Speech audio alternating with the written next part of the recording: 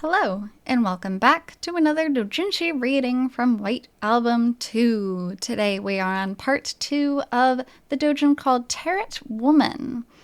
This is written by Einshalt. Einshalt is a big Setsuna fan, and yet Setsuna has not even made it into the story. Other than being mentioned in passing, this is a story between Kazusa and Haruki chatting in a coffee shop.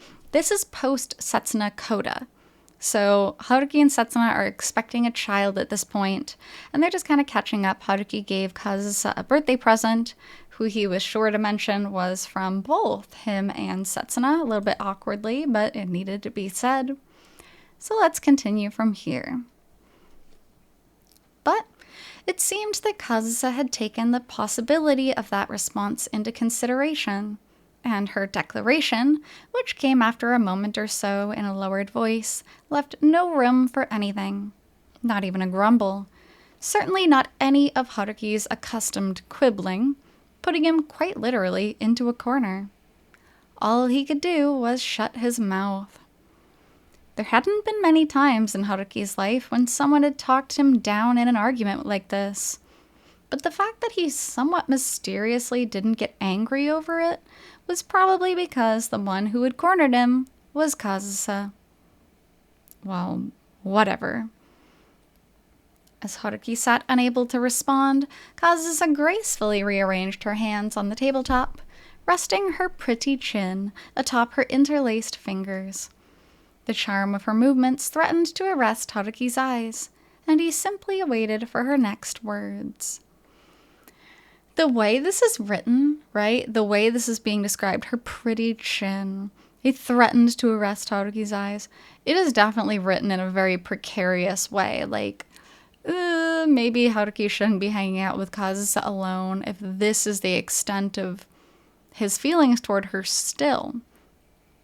You know, like, even though he's made his decision, and at this point he's like, no, I'm not going to act on my desire for Kazusa I've chosen. The fact that it's still in his mind to this degree is a little bit worrying. In any case, you'd better learn a little self-restraint. If you keep on with your work from sunup to sundown, your kid won't even recognize your face. I don't need you to tell me that. You sure? You don't exactly have a good track record on that front. Which, to be fair, like, overworking yourself, whether you're single or not, is never a good idea. But Kazusa is single, so if she wants to put her life into her work, that's her decision. Haruki now has a family, and the family is about to grow, so he really does need to be careful. Kazusa seemed largely unconvinced by Haruki's retort, admittedly delivered with a bit of a wince, and gave her reply while draining what remained of her coffee. The grounds that came to mind to back up her remark were all too numerous, and Haruki smiled wryly. It wasn't awkward exactly, but she was really the only one, with the exception of Setsuna, who could strike home this directly and painfully. Granted, it's not like a kid can't grow up without a dad around. Hey. Okay, that's mean. That's not really a point you should probably bring up. Still, when her talk turned this pointed, his eyes snapped back to her. This was an even trickier topic than her bringing up what had happened between the two of them. Now, even more at a loss for words than he had already been, he just stared at Kazusa's face. This was hard, too, because part of Kazusa's personality throughout, especially the latter points of the game, is being mean, almost in an attempt to control a situation and conceal her own feelings.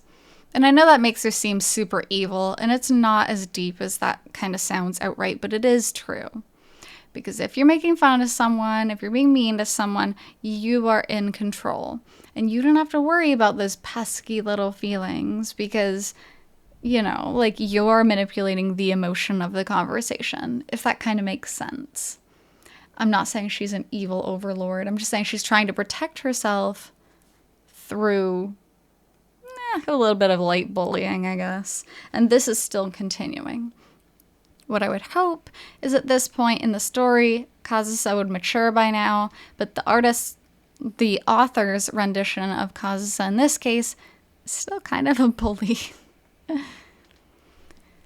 To be honest, his history with her was nothing more than rust for him at this point.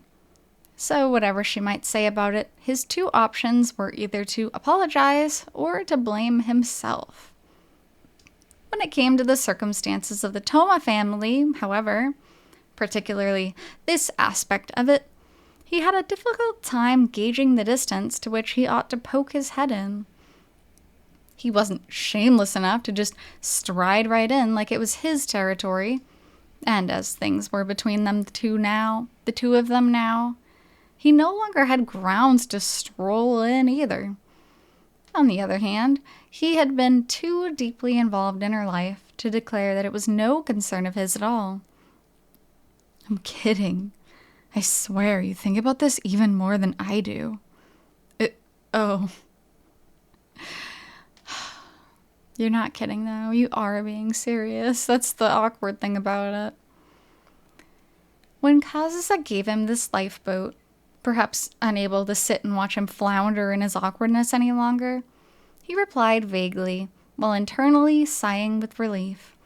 He himself knew he must look like an idiot, but he hadn't been able to come up with anything cleverer to say. Cleverer? Is that a word? I thought it would be anything more clever. Cleverer. I'm pretty sure that's not a word. I'd say I'd look it up later, but I'll probably forget. That said, a calm voice brought Haruki's attention back to the one across from him, and he found her returned to her expression and posture from a moment before, looking up at him from beneath her eyelashes. Her gaze was piercing, or more like she had seen straight through something, and he held his breath, feeling as though he had been abruptly pinned down. At the same time, the sounds he was hearing seemed suddenly to have quieted down, though he could well have been imagining that.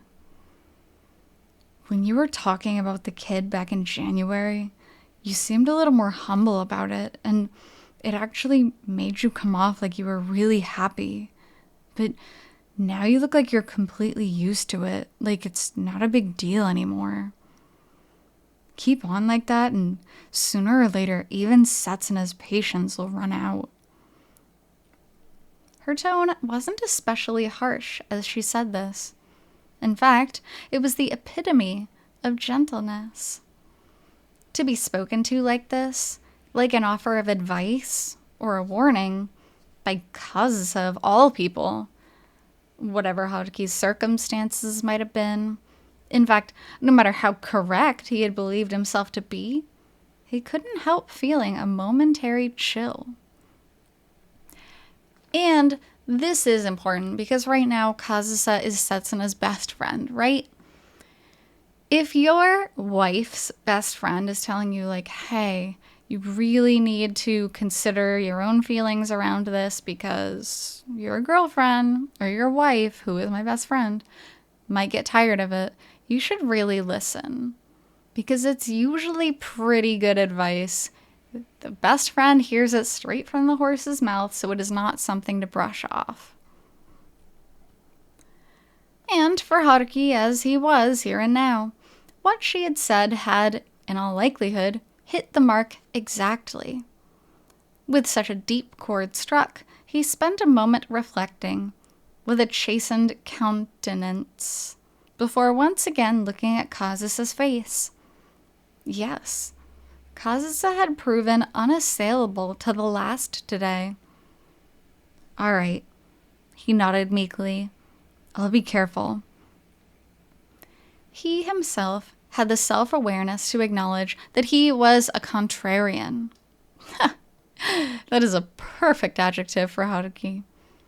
But here, right now, he had sufficient humility to nod his head without hesitating. Yeah, she said. Do that, please. Oh, she is a good friend to him, looking out for him like this. She doesn't want his relationship to fail, as much as she pokes and prods at him. She does want the best for the two of them. And I think that's important. About 15 minutes later, after bundling Kazusa into the taxi she was taking to her next engagement and watching her leave, Haruki looked up at the brilliant blue May sky peeking in through the gap between two buildings, then opened his phone. Setsuna? Yeah, it's me. I just saw Kazusa and I gave it to her. She loved it, and she said to tell you hello. Huh? Yes, really? I'm talking about Kazusa. You can trust me on this. Setsuna's like, there's no way. She just said thank you. Which she didn't. She actually made fun of the present quite a bit. Yes, of course. I'll try to leave as early as I can today. Yes, I'm going to make the very best effort I can, I promise. Yes? Yes. All right. See you later. Once their brief phone call had ended, Haruki took some time to savor the echoes of Setsuna's laughter remaining in his ear, then shut his phone and turned around. Guess I better head back to work. Aww, savoring the echoes of Setsuna's laughter. That's so cute. I love that. It was about time to wrap up his stint as an irresponsible adult. There were still mountains of work waiting for him that had to be finished by the end of the day. Though, as he had just heard on the phone, Setsuna would be returning from her parents' house tonight, so he couldn't push it too late. Then, realizing that in walking step by step through his plans this way, he was falling back into his old, something will work out if I just put enough time in, thought pattern. He shook his head at himself. All right. Chasing that out of his mind with a spoken word, Haruki readjusted his mindset and began walking back to the office. He had to grow out of this, like she had said, even if only little by little, for the child soon to be born, for his best friend who cared so dearly for him, and, of course, for Setsuna. The end. Aww. It's a cute little story. And it is really important because it touches on, and it barely touches on it, the very end of the story finally starts talking about it, but Haruki overworking himself and Haruki just kind of becoming complacent in his life.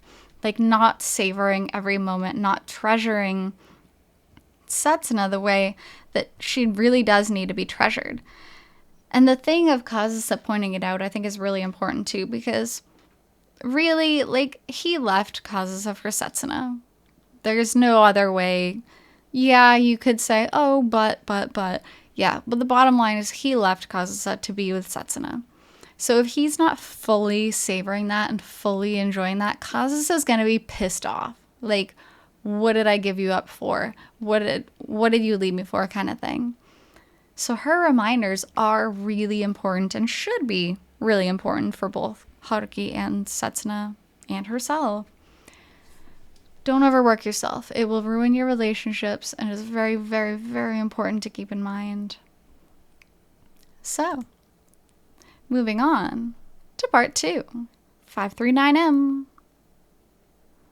So that short story is done, right? That one's finished. These 2 short stories are not necessarily sequels of each other, but they are put together in the same light novel book. After slipping slowly out of the station, the train began rocking very slightly back and forth as it entered the rural branch line. The PA system, which had been more or less audible, was drowned out by the clamor that arose as the train crossed the seam between the 2 rails. But even with all of this happening around her, her pretty form stayed just as it was, her elbow braced on the right side window frame, face propped up in her hand, staring at the scenery outside. And, gazing at her profile and at the view through the window in turn, Haruki took out his camera, suddenly seized with the impulse to capture what he saw. It was now the second year since Setsuna Ogiso had taken Kitahara as her surname, and a few months had passed since the two of them moved. Today was a Saturday, midway through March. So 2 years post-marriage, and Haruki is still taken by the impulse to take pictures of his beautiful wife, and I think that is adorable. Having somehow shaken free of the burden that most working adults dreaded to hear of, the end of the fiscal year. Setsuna and Haruki had taken a short trip, just a one-night stay, to a hot spring inn in the northern Kanto region. With spring break having begun, the high school students that normally came part and parcel with local lines like this one were scant. And on this train, here in the early afternoon, there were few people to be seen. As a result, Setsuna and Haruki were the only two occupants of the face-to-face four-seater where they sat. I love this comfortable train rides, especially with the four-seaters, because they usually have really big, comfy chairs. Not chairs, seats, I guess. Really cool. If you're in Japan, take a train ride. Even if it's not the most convenient, like, oh, I could just take the bus or the subway, it's faster. Take a train ride. They're really fun and relaxing. Hey, Haruki-kun, do you think that's a castle? Sharp-eyed Setsuna, evidently having spotted something, pointed out the window at the mountains, which were still in their winter garb.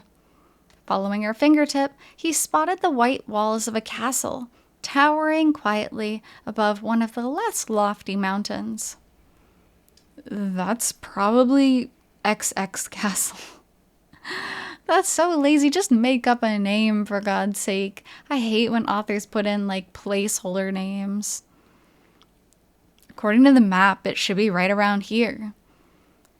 As he flipped through the open guidebook on his knee to check, Haruki nodded. Between the two of them, he was naturally the one who always took on more prosaic duties like this. Ah, okay. I think that was the one I mentioned wanting to see. Yeah, sorry I fell back asleep. It's understandable. You got home even later than usual last night. Yes, amid the extreme business of this time of the year, the two of them had somehow managed to line up their schedules, get lodging and train tickets, and escape the clutches of vacation days spent at work. That much had gone fine.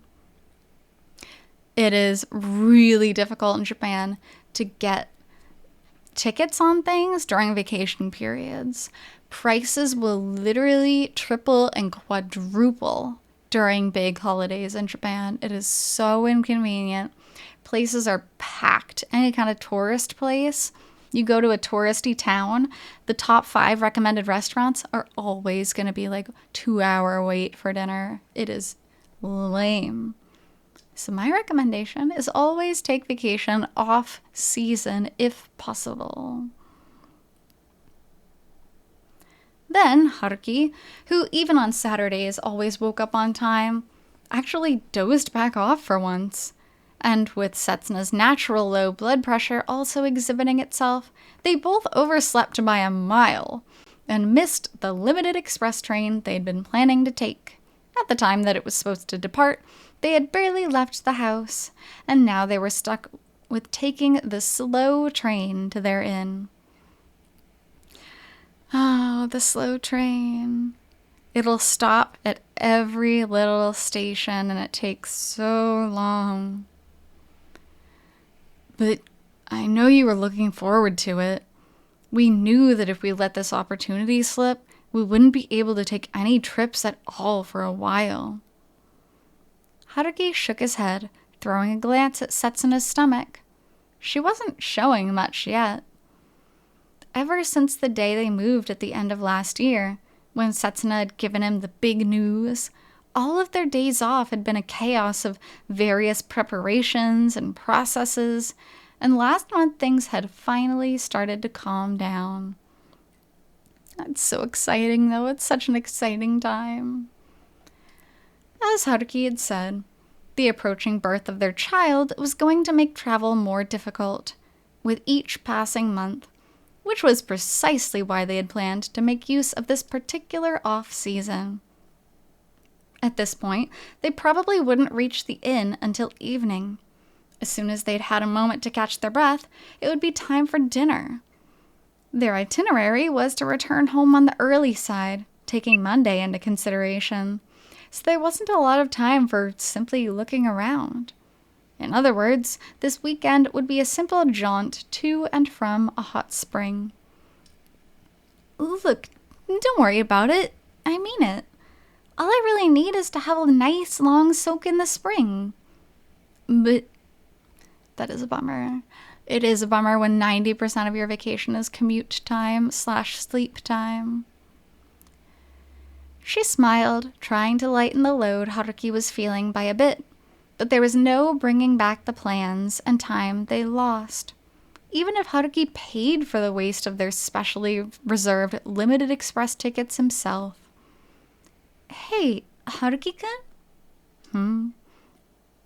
While Haruki was all but tearing at his hair over his uncharacteristic blunder, Setsuna had leaned her shoulder against him and was looking up at him. With the spontaneous narrowing of the distance between them, the pleasant smell of Setsuna's hair tickled his nose. We're on vacation, okay? Don't let this weigh you down so much. If you don't loosen up and let yourself relax at a time like this, then what good is it? Setsuna. As she spoke sweetly to him, her head tilted to the side, Haruki gazed at her face for a while. Then he nodded a couple of times, convinced. Yeah, you're right.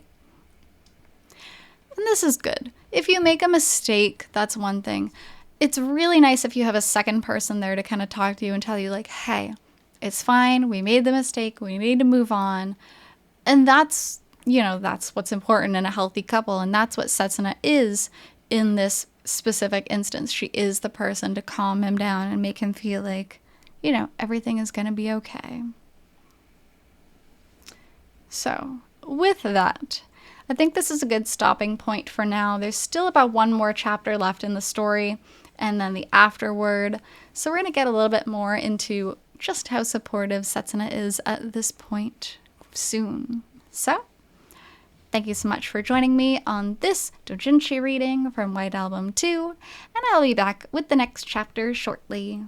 So until then, hope you take care. See you!